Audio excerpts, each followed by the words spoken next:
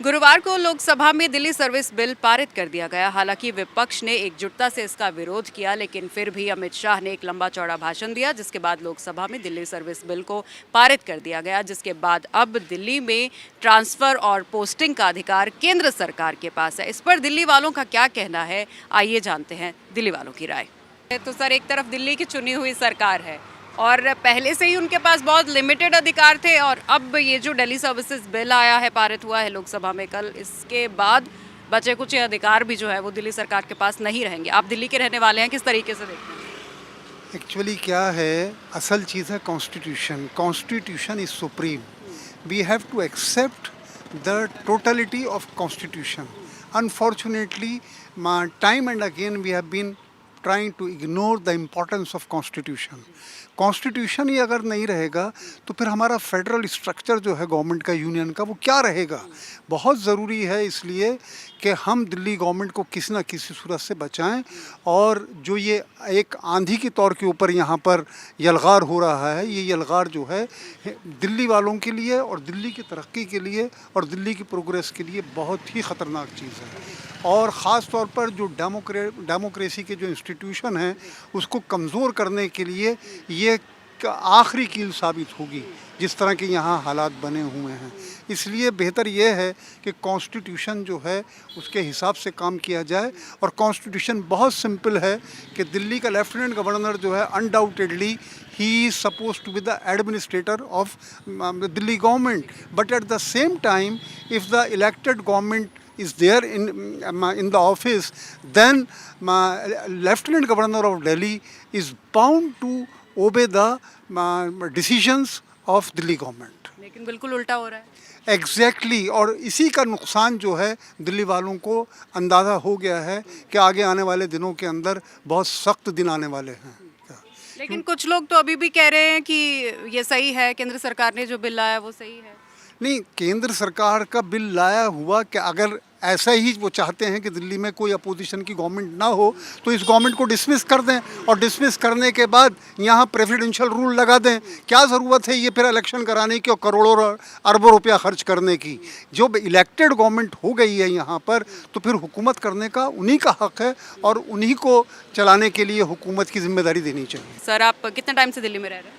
मैं पैदा दिल्ली में ही हुआ था, तो 64 साल से दिल्ली में रह रहा हूँ। मेरे परिवार 68 साल से दिल्ली में रह रहा है। बहुत सारी सरकारें आपने आती जाती देखी होंगी। बिल्कुल। लेकिन ये पहली बार हुआ है कि अब दिल्ली सर्विसेज बिल केंद्र सरकार की तरफ से लाया गया, जिसमें यह है कि सारे ब्यूरोक्रेटिक सर्विसेज जो हैं वो ट्रांसफ़र इंक्लूडिंग वो सारे अब सेंट्रल गवर्नमेंट के अंडर आएंगे और इलेक्टेड गवर्नमेंट उसका कोई इंटरफेरेंस नहीं होगा। जी, इतने सालों से हम देख रहे थे कि जो भी पॉलिटिकल पार्टी आती थी, पिछले से 30-40 साल से तो मैं खुद ऑब्ज़र्व कर रहा था, हर पॉलिटिकल पार्टी ये कहती थी कि दिल्ली में अधिकार स्टेट गवर्नमेंट के बढ़ाए जाएं, दिल्ली को फुल स्टेट का दर्जा दिया जाए। दिल्ली धीरे धीरे एक्सपैंड हो रही थी और यहाँ तक एक्सपैंड हो गई कि अंग्रेज़ों के ज़माने में जो दिल्ली कैनॉट प्लेस के अराउंड रहती थी, वो अब कैनॉट प्लेस से 50 किलोमीटर दूर तक पहुँच गई। आबादी आज़ादी के टाइम पे 15 लाख थी, अब 2.5-3 करोड़ हो गई। तो दिल्ली की नीड्स बदल गई, दिल्ली का सारा सिस्टम बदल गया। और देश ने, क्योंकि आज़ादी के बाद डेमोक्रेसी को एक्सेप्ट किया था, पहली बार ऐसा हो रहा है कि अपनी ही पार्टी के जो इनके लोग थे, जैसे मेरे सामने मदन लाल खुराना ने बहुत बार डिमांड करी, साहिब सिंह वर्मा ने डिमांड करी कि दिल्ली को फुल राज्य का दर्जा दिया जाए, विजय कुमार मल्होत्रा, विजय गोयल और इनकी स्टेट लीडरशिप के डिफरेंट टाइप के लोगों ने हर समय ये कहा, कांग्रेस के भी लोगों ने और बीजेपी के भी, या दिल्ली में जो भी सत्तारूढ़ लोग थे, वो ये चाहते थे कि दिल्ली को पूर्ण राज्य का दर्जा मिले। डेमोक्रेसी का मतलब तो हमें तो यही समझ में आया कि जनता ने अगर 3 बार चुन के किसी मिस्टर एक्स को सत्ता दी है, अब आप क्योंकि बहुत पावरफुल हो गए हो और इस तरह से पोलराइज कर रहे हो समाज को कि आप चाहते हो कि बेताज बादशाह की तरह राज करें, तो डेमोक्रेसी की तो कोई मायने रहे नहीं हमारे देश में। तो एटलीस्ट मुझे ऐसा लग रहा है कि 2024 के बाद तो शायद इस देश डेमोक्रेसी इस तरह से तो ख़त्म ही हो जाएगी। कई 100 सालों से मेरा परिवार, मेरा ख़ानदान दिल्ली में रहता चला आ रहा है। ये पता नहीं हम 400 साल से यहाँ पर हैं या 500 साल से दिल्ली के रहने वाले हैं, और हम दिल्ली के मूल निवासी हैं। और दिल्ली की हमें इतनी चिंता है जितनी किसी और को होनी चाहिए। और ये जो ऑर्डिनेंस आ रहा है जिसके बारे में चर्चाएं चल रही हैं, ये मेरे हिसाब से कानूनी तौर पे सही हो सकता है, लेकिन ये प्रक्रिया असंवैधानिक है। क्योंकि देखिए जो डेमोक्रेसी का मतलब ये है कि governance by the people for the people of the people. जब आप एक ऐसा कानून ला के थोपते हैं अपने नुमाइंदे के ऊपर के थ्रू, उसमें दिल्ली की भावनाएं हर्ट होती हैं।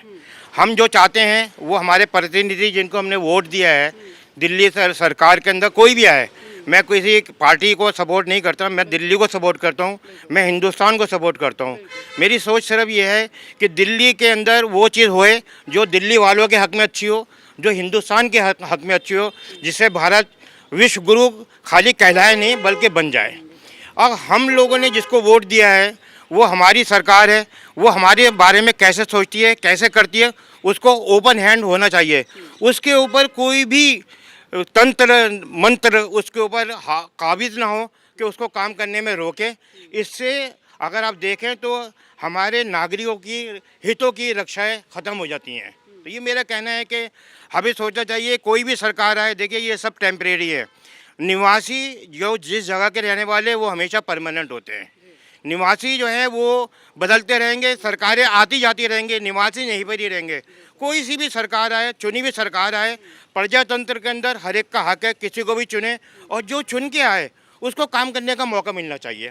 ये नहीं हो कि जी वो भी काम नहीं कर रहा, ये भी काम नहीं कर रहा, वो उसको ब्लेम कर रहा है, वो उसको ब्लेम कर रहा है। इससे हमारे नागरिकों की हितों की रक्षा ख़त्म होती है और हमें सफ़र करना पड़ता है। देखिए जो भी सरकार है, जितना मैं समझता हूँ, थोड़ी बहुत मेरे को जो मालूमात है या उम्र के साथ जो तजर्बा है कि गवर्नेंस एंड पब्लिक के बीच में दो लेयर होती हैं। एक लेयर है सरकार की, उस सरकार के अंदर दो लेयर जो हैं नेताओं की हैं जिनको हमने चुना है पब्लिक ने, और उन नेताओं के ऊपर अधिकारी हैं, ब्यूरोक्रेट जिनको कहते हैं, जो सरकार को गवर्नेंस करने के लिए बताते हैं कि कानून क्या इजाज़त देता है। तो कानून की इजाज़त से नौकरशाही चल रही है और हमारी मर्ज़ी से हमारे नेता चल रहे हैं। तो ये कोऑर्डिनेशन जब बनता है उसको प्रजातंत्र कहते हैं, उसको डेमोक्रेसी कहते हैं। मैं निवेदन करूंगा भारत सरकार से कि ऐसे कानून बनाएं जिससे आगे आने वाले वक्त के अंदर हमारे लोगों को सहूलत मिले, हम लोगों को फ़ायदा पहुँचे। हिंदुस्तान तरक्की जब ही करेगा जब हिंदुस्तानी तरक्की करेंगे। हिंदुस्तानी की तरक्की जब ही होगी जब यहाँ के बच्चे पढ़ेंगे, हमें वो सुविधाएं मिलेंगी, हमें रहने के लिए हमें आरक्षण मिलेगा, हमें रक्षा मिलेगी। इन सब से ही भारत बनेगा और इसके बाद ही हम भारत कह सकते हैं कि हम विश्व गुरु हैं। देखिए एक हमारे पुरानी कथा के अंदर एक ये श्लोक संस्कृत के अंदर है कि ये पूरा संसार एक परिवार है।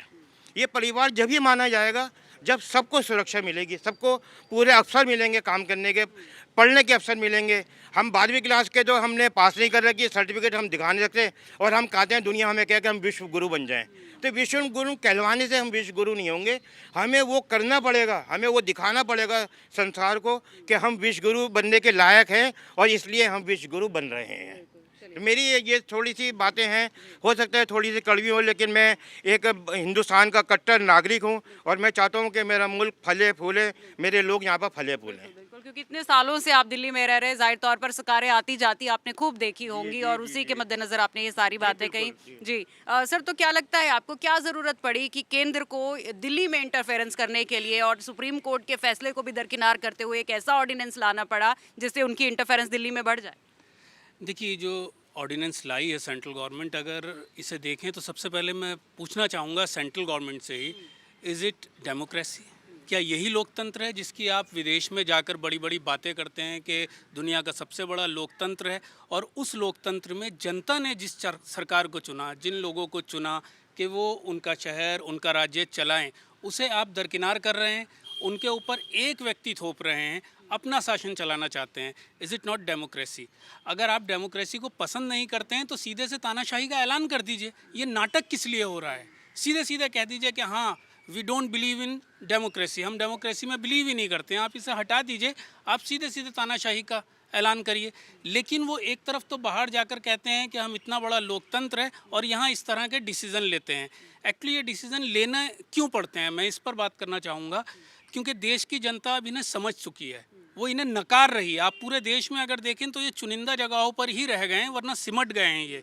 तो इन्हें देश की जनता जब नकार रही है तो ये अलग अलग तरीके से अलग अलग हथकंडे अपनाकर शासन चला रहे हैं। कहीं पर ये जो है वो नुमाइंदों को, जिन्हें जनता ने चुना होता है, सरकार में भेजा होता है, उन्हें ख़रीद लेते हैं। हमारे पास अनेक उदाहरण हैं, चाहे वो एमपी का उदाहरण हो, कर्नाटका का हो, महाराष्ट्र का हो। अब लगता है शायद इनके पास पैसे ख़त्म हो गए हैं, इनके पास ख़रीदने की कुव्वत नहीं बची है। तो ये लोकसभा और राज्यसभा में इस तरह के ऑर्डिनेंस लाकर इस तरह से कब्जा करना चाहते हैं। ये देश की जनता का अपमान है, दिल्ली की जनता का अपमान है जिन्होंने सरकार को चुना। इनकी मैं कहना चाहूँगा कि ये लोग ऐसे हैं जैसे घर में जो है ना निकम्मे और नाकारा बच्चे होते हैं कुछ, वो बड़े बूढ़ों का नाम तो हर जगह लेते हैं लेकिन उनकी इज्जत बिल्कुल नहीं करते। इसी तरह ये लोकतंत्र का, डेमोक्रेसी का नाम तो हर जगह लेते हैं लेकिन ये इतने निकम्मे और आवारा हैं कि ये मानते नहीं हैं उन बड़े बूढ़ों की, डेमोक्रेसी की मानते नहीं हैं। इनके सारे डिसीजन बिल्कुल उसके उलट होते हैं। जब ये सरकार में नहीं होते तब ये बात करते हैं कि दिल्ली को पूर्ण राज्य का दर्जा देना चाहिए, और जब ये सेंट्रल में आ जाते हैं तो पूर्ण राज्य तो छोड़िए, जो पावर दिल्ली के पास हैं वो भी उनसे छीनने की कोशिश करते हैं। तो इनकी कथनी और करनी में बहुत फ़र्क है, और ये इनकी बौखलाहट है जो ये सब कर रहे हैं। ये दिल्ली की जनता का अपमान है, पूरे देश की जनता का अपमान है, और इस अपमान का बदला जनता लेगी बहुत जल्दी। With in a few months 24 में इलेक्शन है, जनता बदला लेगी। सबसे पहली बुनियादी बात यह है कि देश एक डेमोक्रेटिक कंट्री है और ये संविधान के सहारे चलता है। तो संविधान की जो भाषा है, जो परिभाषाएं संविधान ने दी हैं, उस तरीके से अगर गवर्नमेंट काम करेगी तो सही गवर्नमेंट होगी। उसकी खिलाफवर्जी करेगी, जो धज्जे उजड़ेगी संविधान की, वो संविधानिक सरकार है ही नहीं। तो संविधान ने जब एक राज्य के दर्जा दिया है दिल्ली को, और दिल्ली में इलेक्शन हुए हैं, बाकायदा चुनी हुई सरकार हमारे पास आई है, तो चुनी सरकार के पास कुछ अधिकार भी दिए हैं संविधान ने। अगर उन अधिकारों को हम छीन लेंगे सरकार से किसी भी तरीके से, तो इसका मतलब वो सरकार सही काम कर ही नहीं पाएगी। बेसिक बात ये है कि जो नौकरशाह जो यहाँ पे काम कर रहे हैं, और जब वो गवर्नमेंट के तहत ही नहीं होंगे, गवर्नमेंट उनके ऊपर कंट्रोल नहीं कर सकेगी, तो गवर्नमेंट की पॉलिसी को मानेंगे नहीं वो।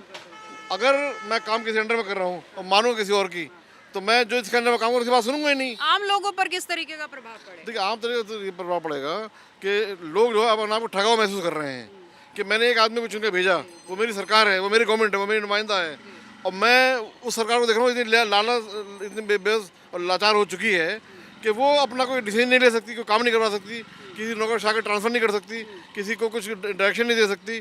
तो दिल्ली की जनता जो है वो ठगा हुआ महसूस कर रही है अपने आप को कि हमें जो है इस तरीके से ठगा जा रहा है बिल्कुल। ये जो बिजली पानी की सुविधाएं दिल्ली सरकार अभी दे रही है, ये भी प्रभावित होंगी? ये तो उससे शायद नहीं प्रभावित होंगी, लेकिन ये कि जो नौकरशाह वगैरह का जो ट्रांसफ़र का मसला है वो ज़रूर प्रभावित हुई है। वो बेसिक बात वही है, एक आदमी आपके अंडर काम कर रहा है और आपका उस ऊपर कंट्रोल नहीं है, तो आपके पास सुनेगा ही नहीं। वो क्यों सुनेगा? आपके पास सुनेगा वो तो जिसके ऊपर कंट्रोल है, जिससे वो डरेगा, उसकी बात सुनेगा।